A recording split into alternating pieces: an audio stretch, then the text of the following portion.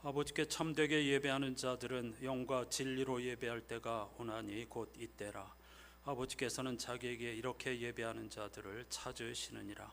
하나님은 영이시니 예배하는 자가 영과 진리로 예배할지니라. 아멘.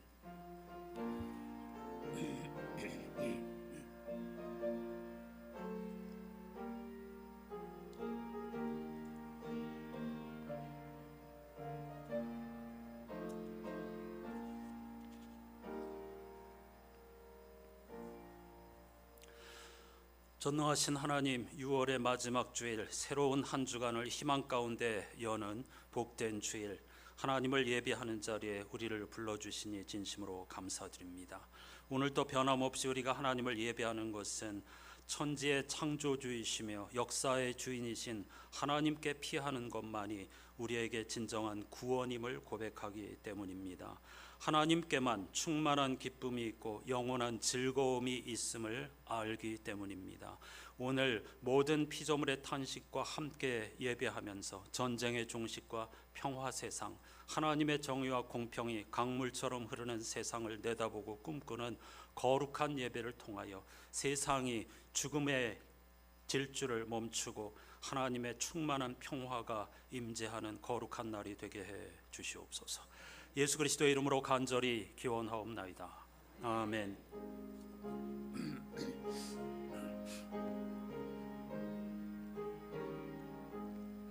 춤성 외에는 참 기쁨 없도다. 날 사랑하신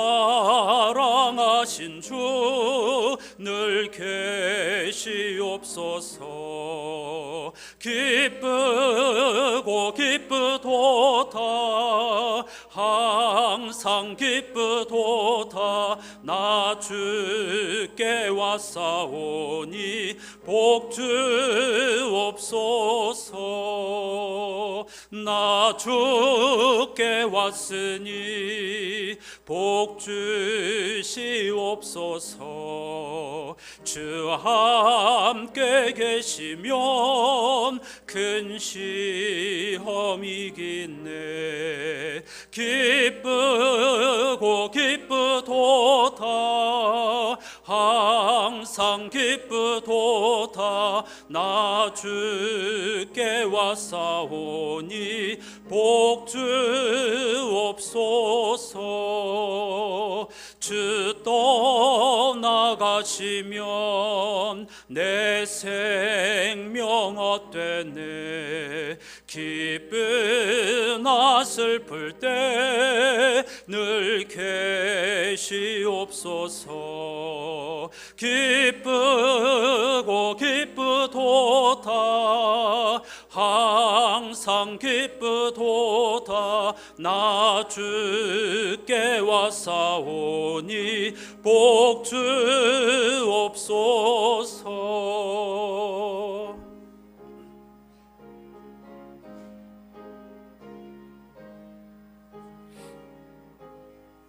그 귀한 언약을 이루어 주시고 주 명령 따를 때 늘 계시옵소서. 기쁘고 기쁘도다.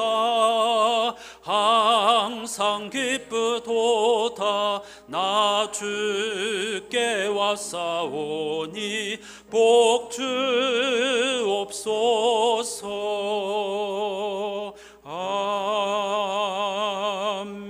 아멘. 자리에 앉으셔서 오늘 예배의 주제를 따른 공동기도를 함께 하시겠습니다. 견고한 바위와 피난처가 되시는 주님, 세상에서 땀 흘리며 정직하게 살되 세상에 속하지 않도록, 이 세상을 사용하되 오용하지 않도록 저를 이끌어 주소서. 무엇을 산다면 그 물건을 소유했다고 생각하지 말게 하시고, 아무것도 가진 것이 없다면 세상을 다 가진 것처럼 행동하게 하소서. 저로 하여금 주님이 기뻐하지 않는 어떤 일도 시작하지 않게 하시고, 주님이 기뻐하는 어떤 일도 거부하지 않게 도와주소서. 하나님은 죽었어, 우리는 잘못되지 않아, 운이 좋거든 하며 큰 소리치는 악인의 형통을 부러워하거나 그들의 성공에 흔들리지 않게 해 주소서. 오직 주님께만 있는 충만한 기쁨과 영원한 즐거움을 일용할 양식으로 삼고 길과 진리와 생명에 집중하는 거룩한 순례자가 되게 해 주소서. 우리 주 예수 그리스도의 이름으로 기도합니다. 아멘. 이번 주 성서일과표 오늘 설교 내용 이 기도에 다 포함되어 있습니다. 악인의 형통에 흔들림 없이 진리를 추구하는 길 방향으로 삶을 돌이키게 해달라고 다 같이 침묵으로 간절히 기도하십시다.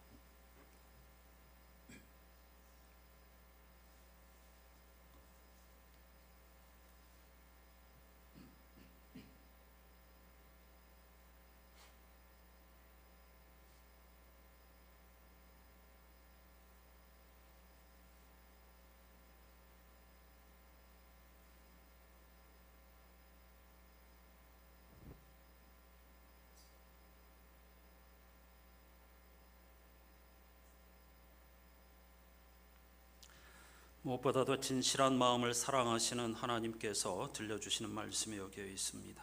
하나님께서 구하시는 제사는 상한 심령이라. 하나님이여 상하고 통회하는 마음을 주께서 멸시하지 아니하시리이다. 아멘.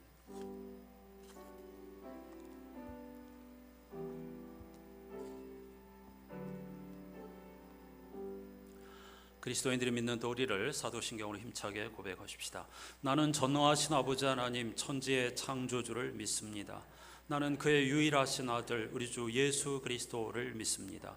그는 성령으로 잉태되어 동정녀 마리아에게서 나시고 본디오 빌라도에게 고난을 받아 십자가에 못 박혀 죽으시고 장사된 지 사흘 만에 죽은 자 가운데서 다시 살아나셨으며 하늘에 오르시어 전능하신 아버지 하나님 우편에 앉아 계시다가 거기로부터 살아있는 자와 죽은 자를 심판하러 오십니다. 나는 성령을 믿으며 거룩한 공교회와 성도의 교제와 죄를 용서받는 것과 몸의 부활과 영생을 믿습니다. 아멘. 이번 주 성서일과표 시편 16편 말씀을 교독하지요. 하나님이여 나를 지켜주소서. 내가 주께 피하나이다.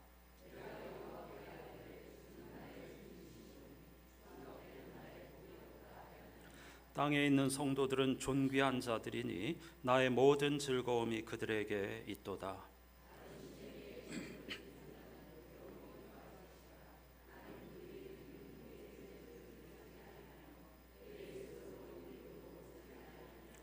여호와는 나의 산업과 나의 잔의 소득이시니 나의 분깃을 지키시나이다.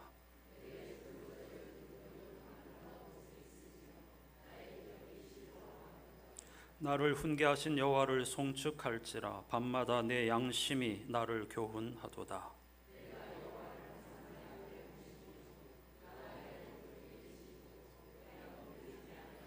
이러므로 나의 마음이 기쁘고 나의 영도 즐거워하며 내 육체도 안전히 살리니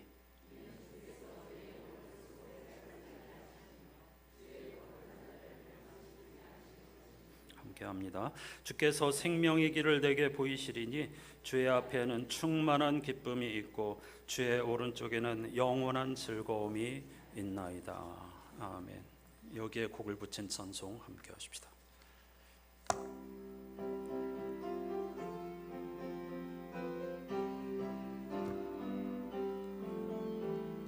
주의 곁에 있을 때 마음이 든든하오니 주여 내가 살 동안 인도하여 주소서. 주여 주여 나를 인도하소서.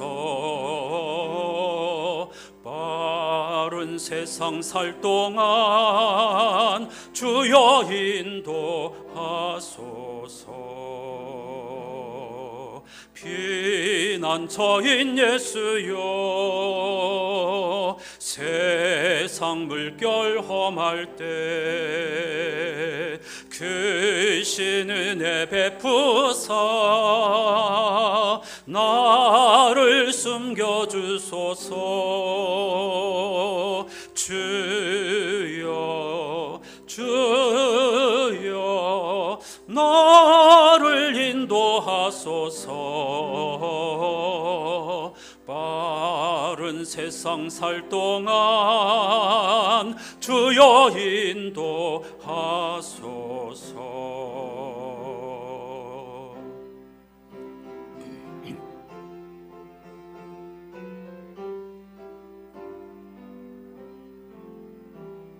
세상 풍파 지난 후 영화로운 나라와 눈물 없는 곳으로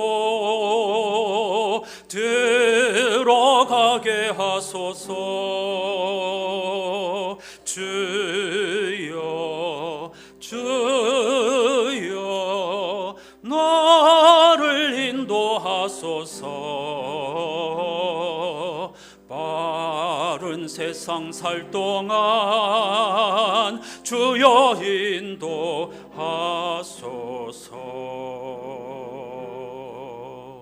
아멘.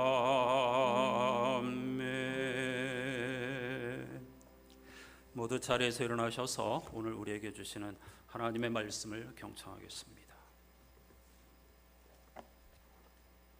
성령 강림절로 세 번째 주일에 주시는 하나님의 말씀 제2독서 갈라디아서 5장인데요. 그 가운데 1절과 25절을 메시지 성서로 읽겠습니다. 그리스도께서 우리를 해방시켜 자유로운 삶을 살게 해 주셨습니다. 그러니 굳게 서십시오. 그 누구도 다시 여러분에게 종의 멍에를 씌우지 못하게 하십시오. 이것이 우리가 선택한 삶, 곧 성령의 인도를 받는 삶이니 그 삶을 그저 머릿속 사상이나 마음속 감정으로 여기지 말고 그 삶에 담긴 뜻을 우리 삶 구석구석에 힘써 적용하십시오. 아멘. 자리에 앉으시기 바랍니다. 성령 강림절 보내고 있습니다. 당분간 몇 주 동안에 우리 찬송가 빈들의 마른 풀같이 성령의 은총을 주제로 하는 다양한 편곡의 버전을 영상으로 함께 하겠습니다.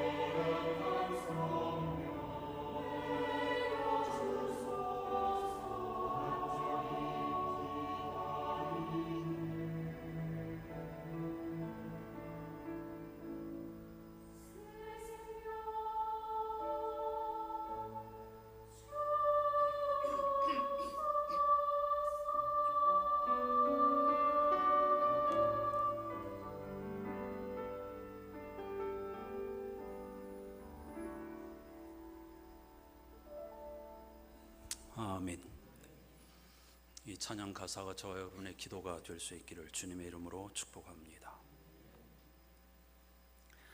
성령 강림절 후 세 번째 주일인 이번 주 성서 일과표를 꿰는 열쇠말은 결단입니다. 터질 결자와 끊을 단자로 이루어진 한자입니다.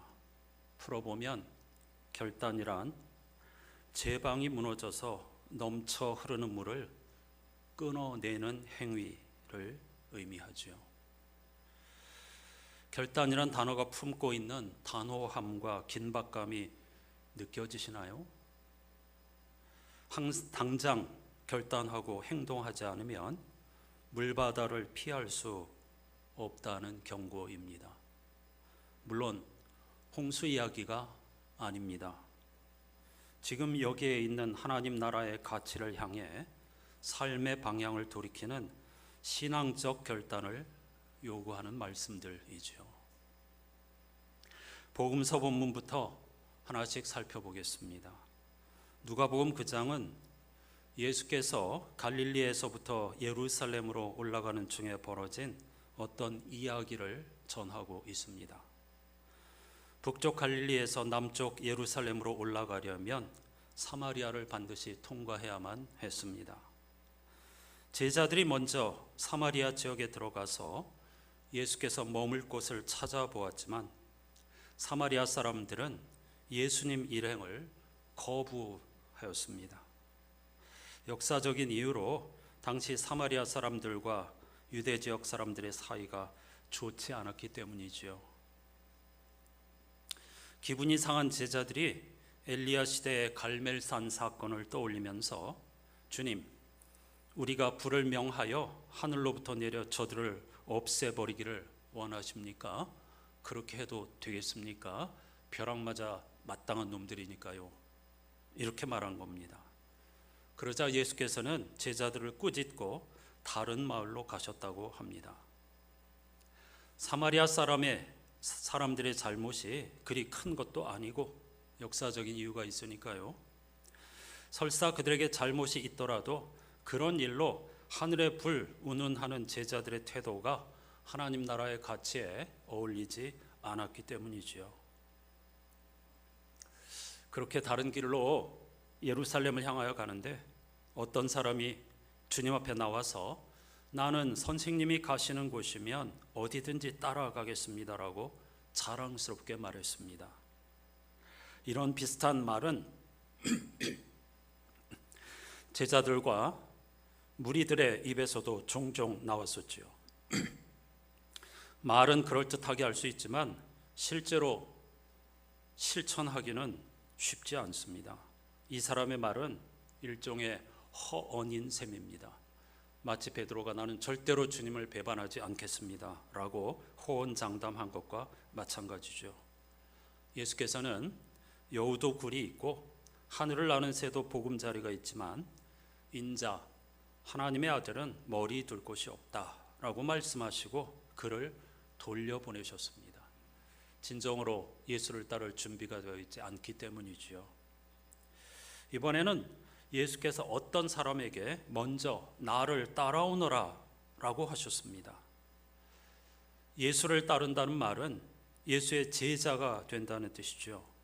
제자가 된다는 것은 스승의 가르침과 스승의 삶을 배우고 실천한다는 말입니다. 그런데 이 사람은 핑계를 댑니다. 일단 집에 가서 아버지 장례를 치르게 해달라고 말이죠. 예수께서는 죽은 사람들을 장사하는 일은 죽은 사람들에게 맡겨두고 너는 가서 하나님 나라를 전파하여라 라고 말씀하셨습니다. 혹시 너무 인정머리 없게 들리시나요? 아버지 장례를 치르고 오겠다는 이 사람의 말은 지금 아버지가 돌아가셨다는 게 아닙니다. 앞으로 세월이 흘러서 아버지가 돌아가시면 장례를 치른 뒤에 그때 예수의 제자가 되겠다는 뜻입니다. 경제적으로 안정되면 그때 가서 신앙생활 하겠다는 말과 똑같죠. 즉, 이 사람의 아버지 장례는 말뿐이지 실제로는 예수의 제자가 될 준비가 안 됐다는 뜻입니다. 이번에는 또 다른 사람이 예수님을 향하여 이렇게 말합니다. 주님, 내가 주님을 따라가겠습니다. 하지만 먼저 집안 식구들에게 작별 인사를 하게 해 주십시오. 앞의 사람과 비슷한 이야기입니다. 일상에서 가장 중요한 일들, 즉 그가 생각하는 우선순위, 다른 복음서 본문을 예로 들면은 시집가고 장가가고 밭을 사고 매매하고 장사하고 이런 일들을 정리한 다음에 예수의 제자가 되겠다는 뜻입니다. 그러니까 이 사람도 예수 하나님 나라의 가치를 따르는 것을 사실상 뒤로 미룬 것입니다. 예수께서 이렇게 말씀하셨죠. 누구든지 손에 쟁기를 잡고 뒤를 돌아다보는 사람은 하나님 나라에 합당하지 않다라고 말이죠. 이상하죠? 주님은 도대체 어떤 의도로 이런 말씀을 하시는 걸까요? 그런데 실제로 예수님은 가족과 친척들에게도 정신 나간 사람 취급을 받았습니다. 가족과 친척도 예수를 향하여 미쳤다고 했으니까 다른 사람은 오죽하겠습니까? 율법 교사들은 심지어 예수님을 더러운 영에 사로잡혔다고 비난했습니다. 그 이유는 예수님의 행동이 당시 사회의 관습적인 모습에서 벗어나 있었기 때문입니다. 당시 사람들이 죄인으로 여기던 세리나 창기들과 스스럼 없이 어울린 것을 그 예로 들 수 있겠죠. 하지만 모든 새로운 것들과 이 의미 있는 것들이 그것을 처음 경험하는 사람들에게 미쳤거나 귀신 들린 것처럼 보이는 것은 당연합니다. 태양이 아니라 지구가 돈다고 이야기한 갈릴레이가 사람들에게 미친 사람 취급을 받았던 것과 마찬가지입니다. 그런 면에서 오늘날 교회가 사람들에게 정상적이고 평범하게 보인다면 그것은 곧 소금이 짠맛을 잃어버렸다는 것을 의미합니다. 깊이 생각해 보아야 합니다. 그러므로 사람들이 교회 공동체와 기독교인을 무언가에 미친 것처럼 이상하게 여기는 것이 사실은 정상적인 반응이고 훨씬 바람직한 일입니다. 왜냐하면 그것은 교회와 기독교인이 현실 너머의 삶에 보이지 않는 것들의 삶의 근거를 두고 있다는 사실을 전제하기 때문이죠. 그런데 교회나 믿는 이나 세상 사람이나 똑같아 이런 취급을 받으면 심각한 문제가 있는 것입니다. 이상한 사람 취급을 받아야 합니다. 히브리서 기자가 그리스도인은 세상이 감당할 수 없는 사람들이다 이렇게 얘기한 것이 바로 그걸 의미하는 거죠. 이상하게 들리는 예수님의 말씀은 일상에 감추어진 하나님 나라의 긴박성을 사람들이 놓치면서 사는 것에 대한 엄중한 경고입니다. 둑이 터져서 물에 잠겨 결단해야 돼 라고 말이죠. 주님이 말씀하시는 쟁기질은 비유인데 하나님 혹은 진리와 생명을 향한 우리의 영적 여정을 의미합니다. 하나님의 통치와 하나님의 사랑을 더 풍성하고 충만하게 경험하는 일이라고 해도 좋습니다. 어떤 영적 수행, 수련이라고 할 수 있겠죠. 하나님은 단순히 종교적인 정보에 머무는 분이 아니라 생명과 구원의 원천이시기에 그 세계로 들어간 깊이만큼 우리가 경험할 수 있으니 결단해야 한다. 뒤로 미룰 일이 아니다. 거기에 생명과 구원이 달려있기 때문이다. 이렇게 말씀하신 것이죠. 제1독서 열왕기상 19장은 엘리사를 이런 영적 결단의 모델로 제시하고 있습니다. 엘리사의 스승은 엘리야입니다. 엘리야의 이름은 나의 하나님은 여호와이시다 라는 뜻이죠. 수많은 사람들이 나의 하나님은 바알이다 라고 외치던 시대에 엘리야는 자신의 이름 그대로 평생 여호와가 참 하나님이심을 증언하기 위해 싸움을 마다하지 않았습니다. 그 정점에 갈멜산의 대결이 있었죠. 바알 세력과의 대결인 갈멜산의 승리는 엘리야의 예언자 사역의 활용점정이라고 할 수 있습니다.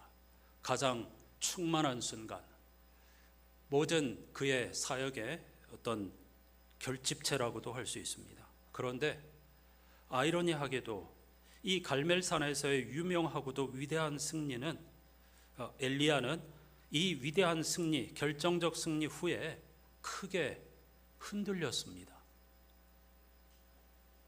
결과적으로 예언자의 삶에서 은퇴하게 됩니다. 이상한 일이죠. 엘리야 사역 가운데 최고봉, 가장 결정적 승리를 얻었는데 그 일로 말미암아 엘리야는 크게 흔들렸고, 아합과 이세벨의 협박 때문이죠. 너 죽여버릴 거야 하고 추격하는 걸 통해서 크게 지금까지 사역을 에도 불구하고 그는 크게 흔들렸고 결국 예언자의 삶을 마무리하게 됩니다. 하나님은 이세벨의 추격을 피해 광야를 지나 시내산에 이른 엘리야에게 작고 부드러운 음성으로 말씀하셨습니다. 엘리사를 너의 후계자로 세우라고 말이죠. 길을 떠나 엘리사와 마주친 엘리야는 예언자를 상징하는 자신의 겉옷을 엘리사에게 던졌습니다. 후계자로 세운다는 뜻입니다. 그때 엘리사는 12겨릿소를 앞세우고, 그러니까 24마리의 소를 가지고 밭을 갈던 중이었습니다. 엘리야의 겉옷을 넘겨받은 엘리사는 부모님께 작별 인사를 드린 후에 제가 선생님을 따르겠다고 했습니다. 세번역에 의하면 이때 엘리야는 돌아가거라, 내가 너에게 무엇을 하였기에 그러느냐 라고 반문했다고 기록하고 있습니다. 하지만 이 말은 아무도 너를 막지 않는다는 뜻입니다. 직역하면. 그러니까 예언자의 사역을 내가 이제 이어받아야 되겠구나 하는 걸 알게 되었는데, 부모님과 작별 인사를 하고 예언자로서의 제2의 인생을 출발하겠습니다라고 했을 때 그렇게 하라고 엘리야가 기쁜 마음으로 허락한 것입니다. 엘리사는 부모와 작별한 후에 자신의 전 재산이라고 할 수 있는 겨릿소, 그러니까 2마리의 소를 잡고 그 소들이 끌던 멍에를 부수어 장작 삼아 그 소를 삶아 가족과 이웃을 대접하였습니다. 자신의 전 재산과 다름없는 겨릿소와 멍에를 불태워버렸다는 것, 그것은 이제부터 자신이 받은 소명을 따라 뒤를 돌아보지 않겠다는 고백입니다. 자신의 이름처럼, 엘리사라는 이름처럼 흔들리지 않고 하나님이 구원하신다라는 사실을 증명하는 일에 자신의 삶을 바치겠다는 결단이었죠. 복음서 본문은 이런 엘리사의 결단을 모델로 하여서 준비되지 않은 무리들의 어떤 허언, 이런 것들을 예수께서 경고하신 것입니다. 여러분은 소와 멍에를 태워버리고 하나님 나라의 가치에 집중할 마음이 있는지요? 쟁기라고 하는 영적 수행에 집중하고자 하는 그런 결단이 되어 있는지요? 쉽지 않은 일이죠. 많은 이유가 있지만은 그건 세상의 유혹과 대표적으로 악인의 형통 때문입니다. 시편 16편 지혜자는 내가 여호와를 항상 내 앞에 모시며 그가 내 오른편에 계심으로 내가 흔들리지 아니하리로다, 이렇게 노래하고 있습니다. 다른 신에게 예물을 드리는 자는 도리어 괴로움이 더할 거라고 고백하고 있습니다. 무엇에 집중하느냐에 따라서 우리에게 참 평화와 기쁨과 즐거움 혹은 번뇌와 허무가 따라올 수밖에 없는 말이겠죠. 그런데 사실 이 시편 16편의 지혜자는 엘리야처럼 외롭습니다. 자기만 의로운 삶을 사는 것 같기 때문이지요. 그리고 악인이 악한 행동을 일삼으면서도 흔들리지 않기 때문입니다. 역설입니다. 악인이 흔들리지 않기 때문에 지혜자는 크게 흔들립니다. 시편 10편 말씀 일부를 한 목소리로 같이 읽어보십시다. 여호와여, 어찌하여 멀리 서시며 어찌하여 환난 때에 숨으시나이까? 악한 자가 교만하여 가련한 자를 심히 압박하오니 그들이 자기가 베푼 꾀에 빠지게 하소서. 악인은 그의 교만한 얼굴로 말하기를 여호와께서 이를 감찰하지 아니하신다 하며 그의 모든 사상에 하나님이 없다 하나이다. 그의 길은 언제든지 견고하고 주의 심판은 높아서 그에게 미치지 못하오니 그는 그의 모든 대적들을 멸시하며 그의 마음에 이르기를 나는 흔들리지 아니하며 대대로 환난을 당하지 아니하리라 하나이다. 아래에서 두 번째 줄 다시 한번 읽어보십시오. 그의 마음에 이르기를부터 시작.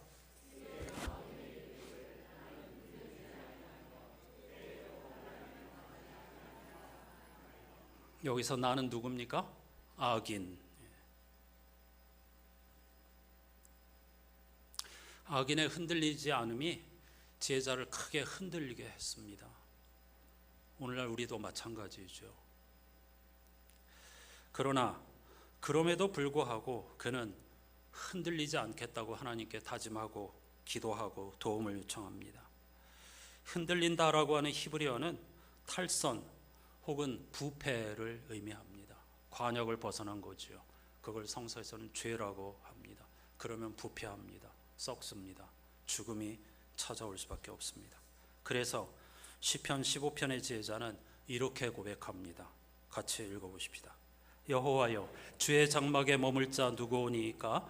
정직하게 행하며 공의를 실천하며 그의 마음에 진실을 말하며 그의 혀로 남을 허물하지 아니하고 그의 이웃에게 악을 행하지 아니하며 여호와를 두려워하는 자들을 존대하며 그의 마음에 선한 것은 해로울지라도 변하지 아니하며 이자를 받으려고 돈을 꿔주지 아니하며 뇌물을 받고 무죄한 자를 해하지 아니하는 자이니 이런 일을 행하는 자는 영원히 흔들리지 아니하리이다. 여러분은 어떤 토대에서 흔들리지 않는 사람이 되고 싶습니까? 세상의 가치를 추종하면서 흔들리지 않는 사람이 되고 싶습니까? 아니면 하나님 나라의 가치를 붙잡고 흔들리지 않는 사람이 되고 싶습니까? 선택은 여러분의 몫인데요. 바울의 권면을 들어보죠. 오늘 제가 본문으로 선택한 제2독서 갈라디아서 5장 1절과 25절, 이번에는 한 목소리로 같이 읽어보시겠습니다. 그리스도께서 우리를 해방시켜 자유로운 삶을 살게 해 주셨습니다. 그러니 굳게 서십시오. 그 누구도 다시 여러분에게 종의 멍에를 씌우지 못하게 하십시오. 이것이 우리가 선택한 삶, 곧 성령의 인도를 받는 삶이니 그 삶을 그저 머릿속 사상이나 마음속 감정으로 여기지 말고 그 삶에 담긴 뜻을 우리 삶 구석구석에 힘써 적용하십시오. 굳게 서십시오. 주님이 우리를 해방시켜 자유로운 삶을 살게 해주셨기 때문이다. 여기서 해방은 율법으로부터 해방, 자기 의로부터의 해방, 자기 자랑으로부터의 해방, 자기 연민으로부터의 해방을 의미합니다. 굳게 서라는 말은 흔들리지 말라는 뜻입니다. 그만큼 우리를 흔들어대는 일들, 주변 환경들이 크고 위험하다는 뜻이겠죠. 그러므로 그 누구도 다시 우리에게 종의 멍에를 씌우지 못하게 해야 한다는 것입니다. 그것이 바로 성령의 인도를 받는 삶인데 머릿속으로만 그렇게 살지 말고 그 뜻과 가치를 우리의 삶 속에 구석구석 힘써 적용해야 한다는 것입니다. 그러면 오늘날 우리가 성도, 예수님을 그리스도로 믿는 사람들로서 하나님 나라의 가치에 기반하여서 흔들리지 않고 적용해야 할 삶의 가치가 무엇인가를 몇 가지 말씀드리겠습니다. 너무나 중요한 문제이기 때문에 제가 자주 말씀드리지만 평화는 힘으로 얻는 것이다. 이런 거짓말에 흔들리면 안 됩니다.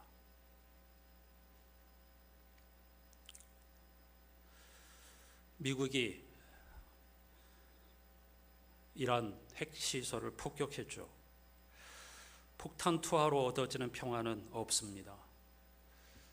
일단 휴전을 하였지만 설사 상대를 초토화시킨다고 한들 대를 이어 살상과 파괴를 기억하는 또 다른 복수와 안갚음이 끝없이 이어질 뿐입니다.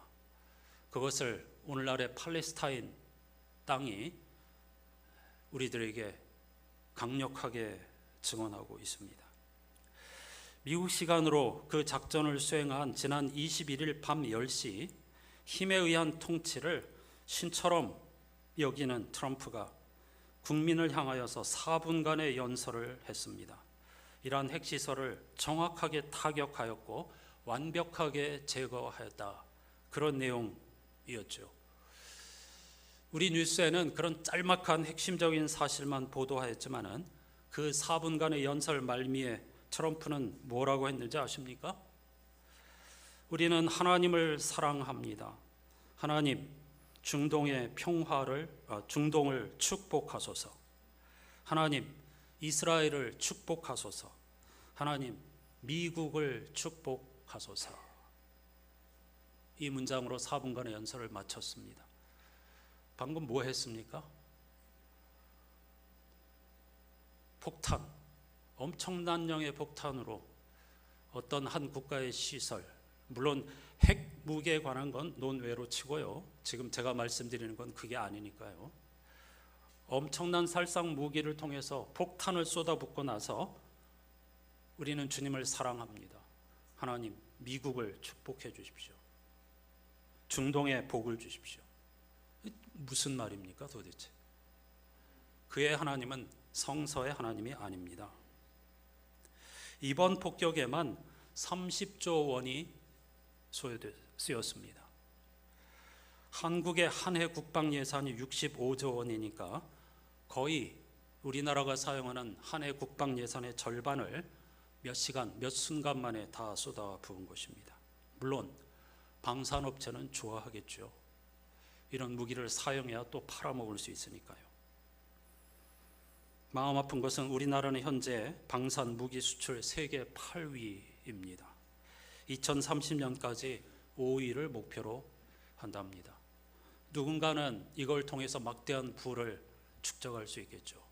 하지만 우리가 진정한 그리스도인이라고 하면 무기를 팔아 돈을 버는 사실은 부끄러워할 줄 알아야 합니다.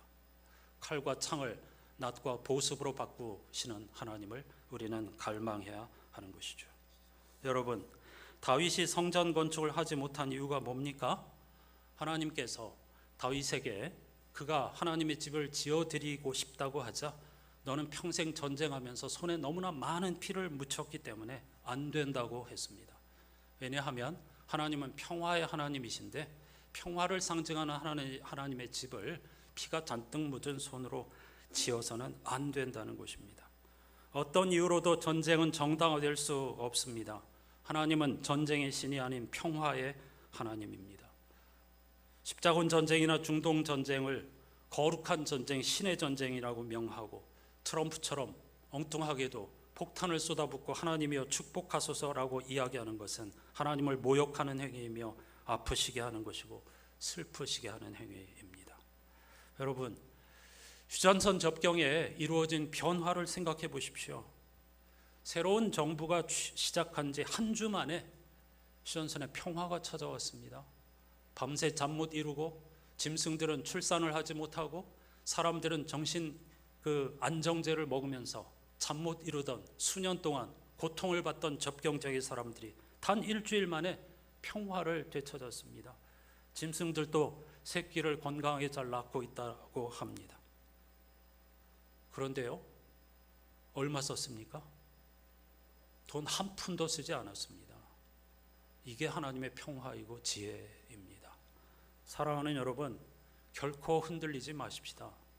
힘으로 평화를 얻을 수 있고 지킬 수 있다는 말은 정말로 사탄의 속임수이고 거짓말입니다.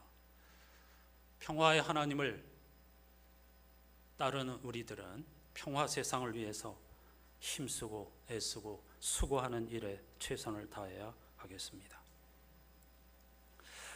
조금 전에 갈라디아서를 읽으면서 핵심적인 것은 율법에서 성령께서 우리에게 주시는 자유, 은총의 세계로 우리를 하나님께서 초청해 주셨는데 흔들리지 말자, 다시 과거로 율법주의로 돌아가지 말자라는 것을 바울이 역설하고 있다고 말씀드렸습니다.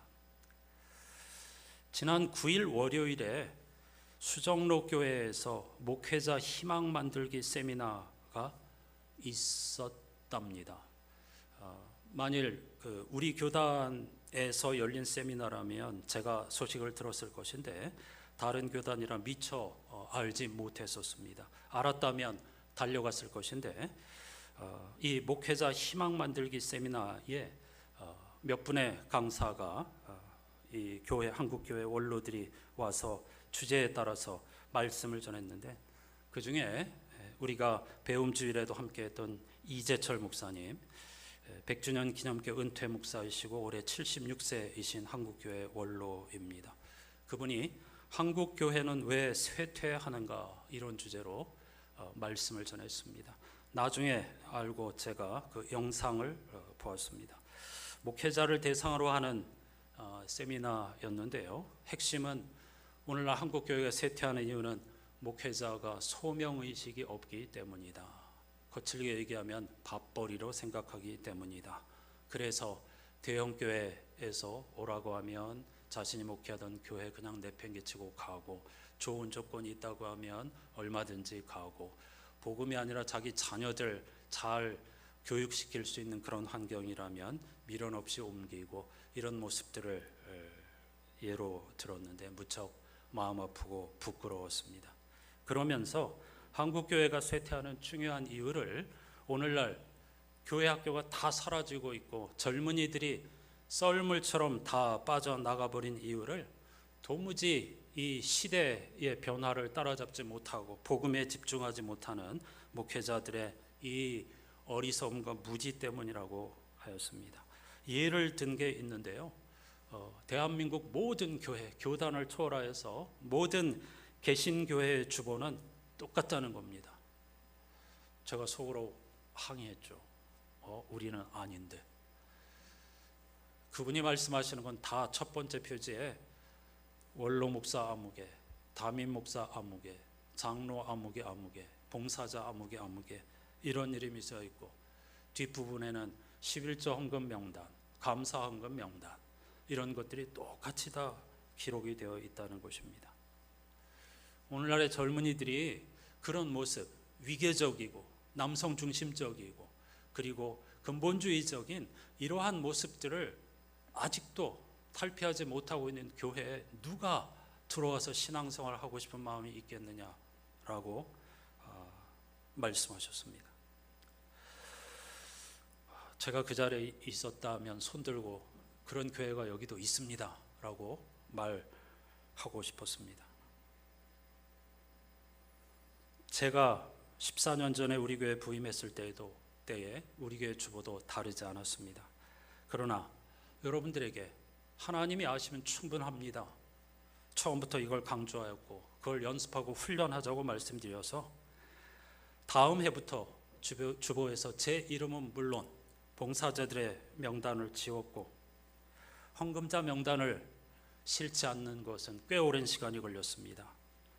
한 8년가량이 흘러서 2019년 7월 달부터 헌금자 명단을 주보에서 빼기 시작했습니다. 쉬운 일이 아니었다는 뜻이죠. 아마 대한민국 교회 주보에서 이런 사람들의 이름이나 헌금자 명단이 없는 교회는 최대 5% 정도 되지 않을까 싶습니다. 저는 여러분께 정말로 감사하고 안산교회 교우 여러분이 자랑스럽습니다. 흔들리지 마십시다. 하나님이 아시면 충분합니다.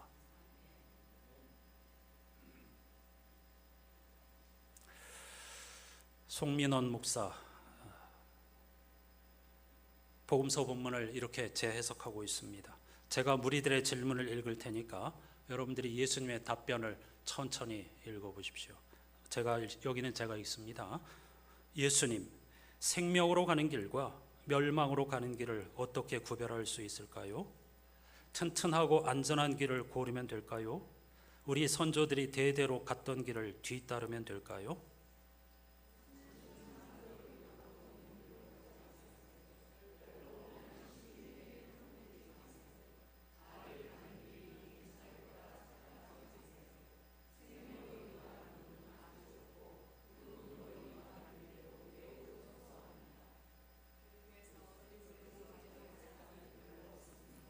어려우니까요. 그러나 그런 길이야말로 하나님께로 나아가는 생명의 길입니다. 나의 말을 그대로 따르고자 하는 사람이 있다면 그가 바로 지혜로운 사람입니다. 흔들리지 않는 단단한 바위 위에 자신의 집을 건축하는 사람입니다. 하나님께 뿌리를 밑에서 두 번째 줄부터 다시 여기서부터 있죠. 나의 말을 그대로 따르고자 하는 사람이 있다면 그가 바로 지혜로운 사람입니다. 흔들리지 않는 단단한 바위 위에 자신의 집을 건축하는 사람입니다. 하나님께 뿌리를 내린 사람입니다. 그가 지은 집은 비와 바람과 홍수에도 끄떡 없습니다. 내 말을 듣고도 그 말대로 행하지 않는 사람은 어리석은 사람입니다. 모래 위에다 집을 지은 격입니다. 비가 조금이라도 내리고 바람이 조금만 심하게 부는 날이면 그런 집은 쉽게 무너져 내립니다. 아멘. 흔들리는 사람이 있을까요? 없을까요? 많습니다. 나는 흔들릴까요? 흔들리지 않을까요? 흔들립니다. 왜 주보에 내 이름 안 실어줘? 왜 헌금 명단 안 실어줘? 다르게 생각하는 사람 있을 겁니다. 그러나 흔들리지 마십시다. 모래 위에 집을 지어서 되겠습니까? 주님을 따르고자 하는 지혜로운 사람, 흔들리지 않는 단단한 바위 하나님 나라의 가치 위에 우리의 집을 건축하는 사람, 하나님께 뿌리를 내린 사람, 그가 지은 집은 비와 바람과 홍수에도 끄덕없다는 말씀을 붙잡고 흔들림 없이 좁은 길을 걸으며 밤낮 기뻐하고 예수만을, 하나님 나라의 가치만을 소망으로 삼는 우리들이 될 수 있기를 주님의 이름으로 축복합니다.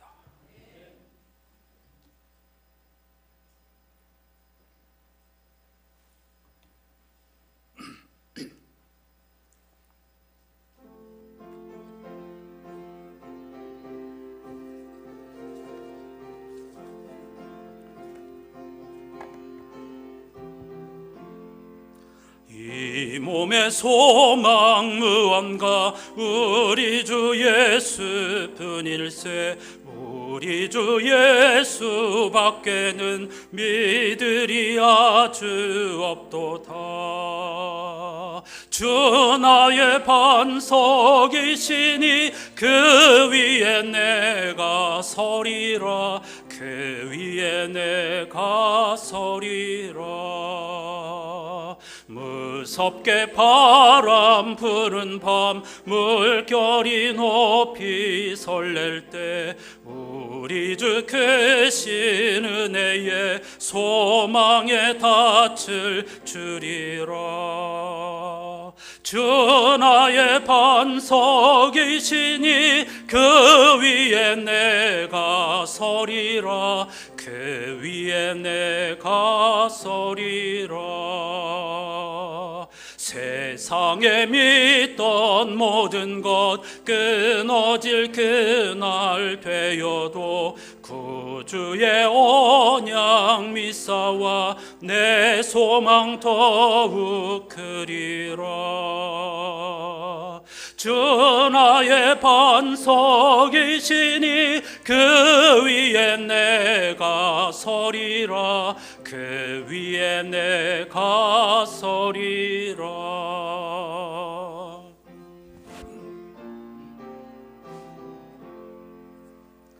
바라던 천국 올라가 하나님 앞에 배울 때 구주의 의를 힘입어 어여시 바로 서리라.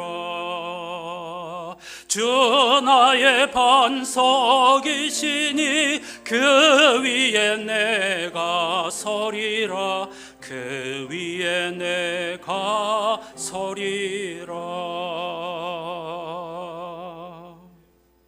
이 찬송의 두 번째 딸랑 마지막과 후렴 마지막의 느림표는 정말 하고 우리에게 생각할 시간을 주는 겁니다. 스스로에게 묻는 겁니다. 얼마나 흔들리고 있니? 정말 흔들림 없이 결단하고 행동하기를 원하니? 하고 우리 스스로에게 묻는 역할을 하는 거죠. 이게 우리의 기도 제목입니다. 주님이 우리를 그런 길로 인도해 달라고 다 같이 기도하십시다. 하나님 아버지 감사합니다. 오늘 또 거룩한 주일 성서일과표에 주어진 결단을 주제로 하는 성도의 영적 결단을 주제로 하는 생명과도 같은 주옥과도 같은 말씀들을 읽으면서 예배할 수 있게 해주신 것 진심으로 감사드립니다. 흔들리지 아니하리로다라는 지혜자의 고백은 우리의 신앙의 여정이 흔들릴 수 있을 만한 수많은 유혹과 위협과 그리고 조건들로 가득하다는 것을 반증합니다. 무엇보다도 악인들이 악을 행하면서도 형통하고 흔들리지 않는다는 것이 우리를 무엇보다도 흔들리게 합니다. 아합과 이세벨이 흔들림 없이 바알을 추구하는 삶을 살 때 엘리야는 도리어 커다란 하나님의 승리에도 불구하고 그는 뿌리째 흔들렸습니다.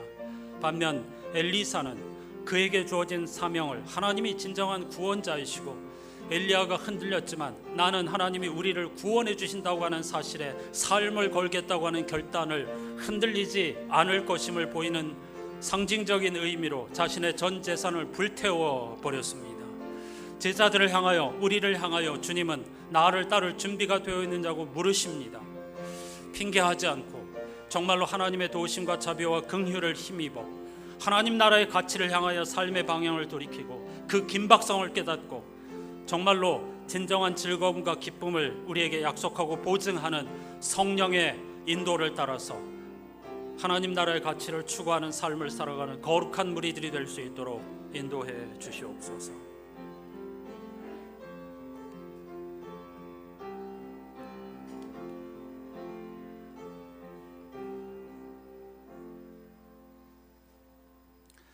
하나님, 6월을 마무리하는 거룩한 주일에 금보다 귀하고 꿀보다 단 하나님의 주옥 같은 말씀들을 읽으면서 여러 순서를 다하여 하나님 앞에 엎드려 예배할 수 있게 해주신 것 진심으로 감사드립니다. 오늘 성서일과표가 우리에게 던지는 질문, 요청은 결단입니다. 영적 결단입니다. 흔들리지 않게 해달라는, 흔들리지 않을 것이라는 지혜자의 간구는 그만큼 우리를 흔드는 요소들이 많다는 반증입니다.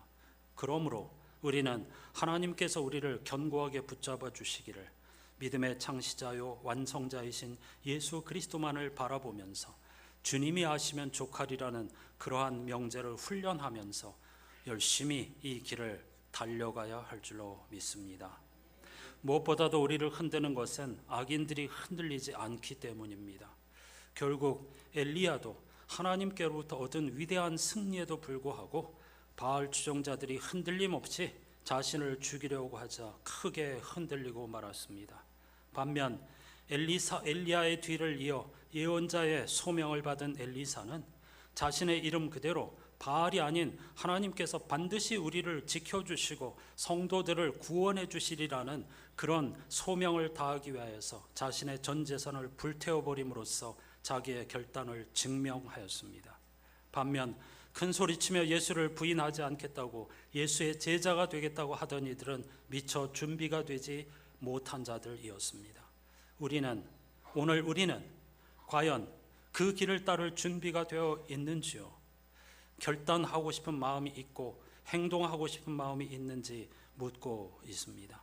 하나님 앞에 바르게 응답하는 우리들이 되게 하여 주시고 예수 그리스도 하나님 나라 안에 있는 즐거움과 기쁨, 진리와 자유, 평화, 그것을 삶의 방향으로 삼고 일상에서 땀 흘려 최선을 다하며 즐겁게 하나님을 찬송하는 모델이 되게 해 주시옵소서. 예수 그리스도의 이름으로 간절히 기도하옵나이다. 아멘.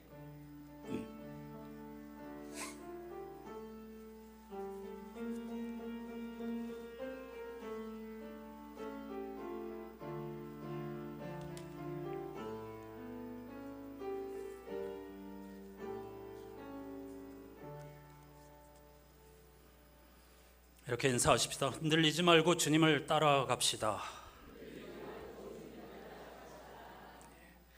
사실 내외부적으로 많은 유혹이 있죠. 나를 드러내고 싶고 자랑하고 싶고 인정받고 싶고 그런 일들, 율법을 통해서 자기를 완성하고 싶은 유혹. 그러나 그 끝은 멸망이고 죽음이고 부패입니다.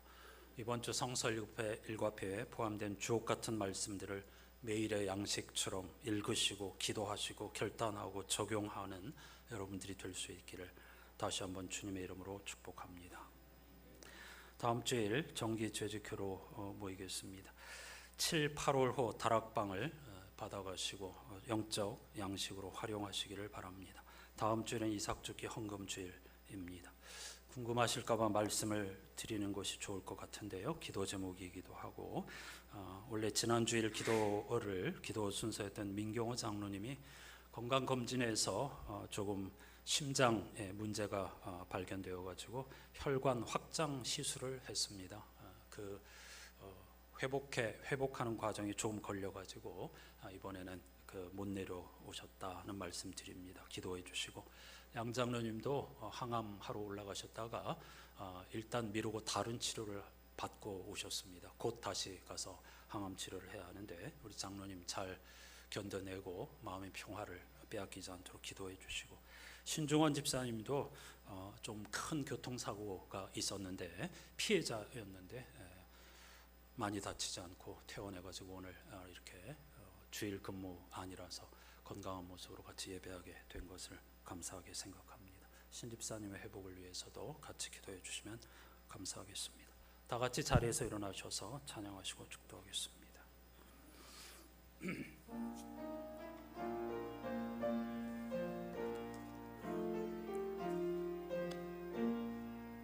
낯을 건 미리 아시고 주 너를 지키리 구하는 것을 주시며 주 너를 지키리 주 너를 지키리 아무 때나 어디서나 주 너를 지키리 늘 지켜주시리 주 너를 지키리 아무 때나 어디서나 주 너를 지키리 늘 지켜주시리.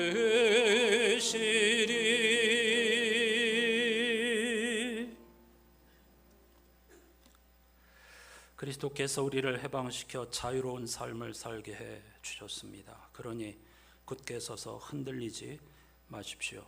그 삶에 담긴 뜻을 우리 삶 구석구석에 힘써 적용하십시오. 아멘.